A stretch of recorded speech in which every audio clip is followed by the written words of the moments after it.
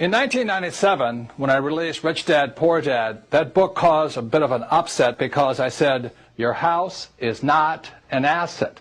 So in today's world, if you want to be rich, you have to know the difference between assets versus liabilities. One of the reasons so many people are struggling financially today is simply because they're calling their liabilities assets, such as your house is not an asset, your car is not an asset, and things like that. So very simply, when I was a young boy, my rich dad taught me, he says, you have to understand a financial statement. So this is an income statement, this is a balance sheet. Now this is overly simplified. He says what creates something to be an asset is very simply assets, cash flow money into your pocket.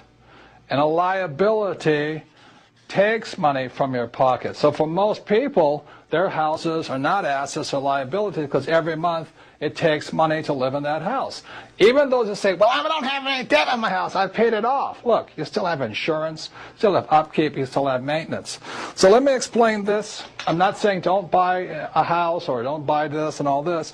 I said if this is a house and I rent the house out and every month it's putting money in my pocket more than my expenses, then that house is an asset.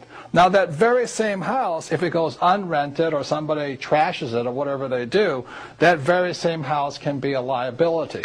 So a house can be an asset or a liability depending upon the most important word in business. It's called cash flow. Once again, if cash flows into your pocket, it's an asset. If cash flows out, it's a liability. Think of it this way. If you stop working today, how much cash keeps flowing in? That's from assets.